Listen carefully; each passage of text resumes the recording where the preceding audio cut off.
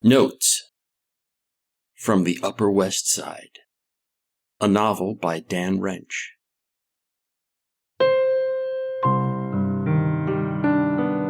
Chapter 125, Too Big to Yank.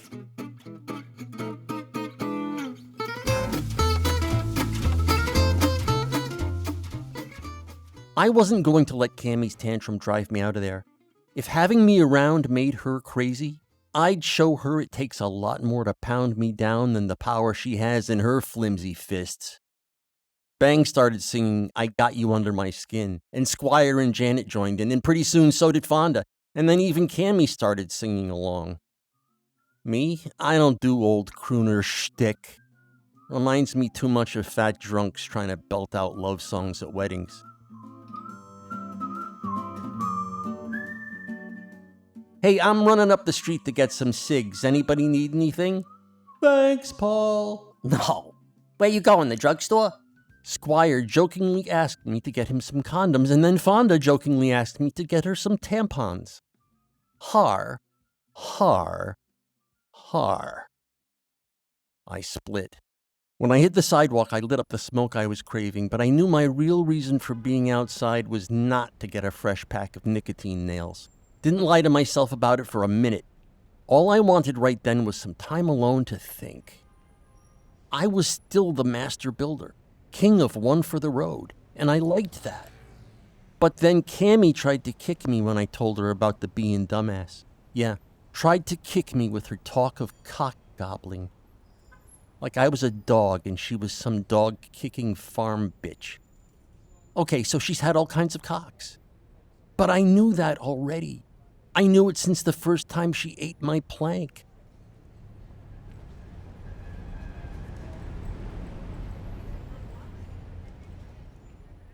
I even said at the time, it's really nice to be with a girl who's had a whole bunch of cocks in her face. So if she was hoping to make me whimper, she was going to have to kick harder. A few weeks earlier, the news of her adventures as a full-service face would have eaten me alive. But now, like I said before, I just watched while it bounced off my steely indifference. I could take it and just keep mum and chuckly, like the good-natured fellow I am.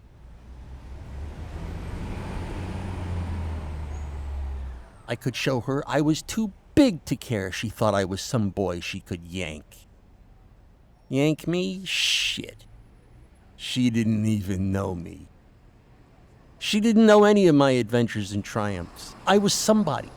I had sallied forth. That was my face as the jolly dad on the Travel Go Sunday ads. That was me as the colonial gentleman in the print ad for Filio's leather that came out on my birthday 8 years ago. And the Filio ad was national. I took Junior to Hawaii on that paycheck, and she drained my balls like a groupie. And yeah, you're thinking, that's still small potatoes, and I'm juicing the importance of a modeling career, but it wasn't just modeling. I had agents all over me after my performances, Biff and Smile Shine. One of them said I was going to be the next Danny Kaye if I could learn to sing and dance, which wasn't really important because they were looking at me for a sitcom.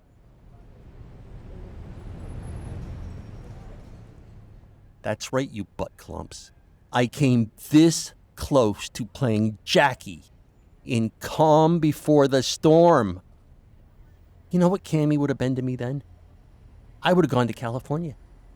She would have been some old splotch of chewing gum and gravel stuck in the treads of the boots I threw into the Pacific Ocean. After my new rock star friends clapped me on the back and carried me down the beach. On their shoulders. I'm an affable guy. Rock stars would love me. My sense of humor, my ability to bring out the best in everyone I meet, and hey, it's not over yet. I've got plenty of time to get out there, and when I do, I'll have a brew with whoever's left that hasn't moved to Austin or Denver.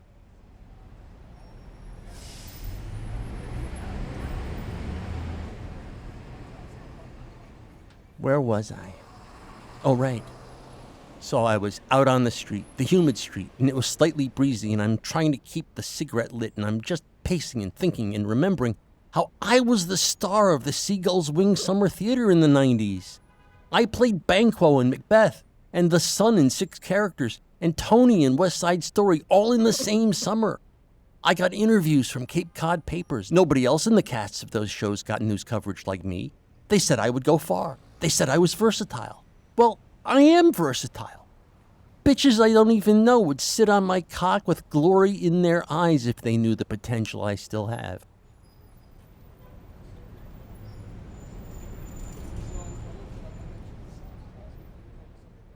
And that, as they say in the clumsier expositions of movies written by teenagers with agents, was when it hit me.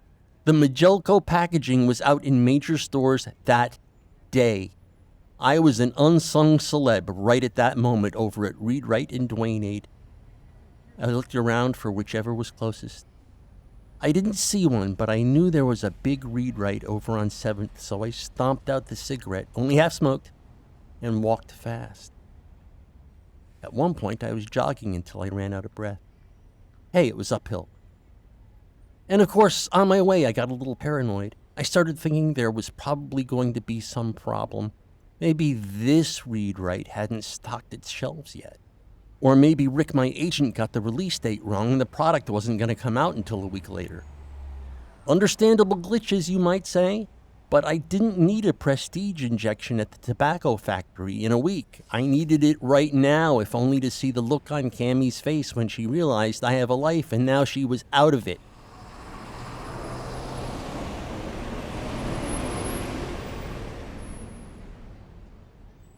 Turned out I was worried for nothing. There they were, arranged in front of me like diamonds in impossible-to-open plastic packaging. Majelko had its own mini aisle, and that aisle had enough mirror-trim nose trimmers for a small army. They looked sporty and dangerous, like little nose derringers.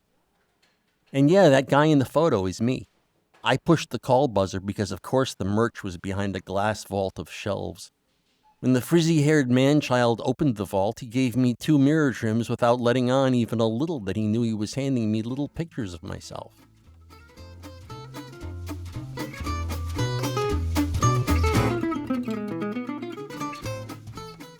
Notes from the Upper West Side is a work of fiction. The people depicted in this work do not exist.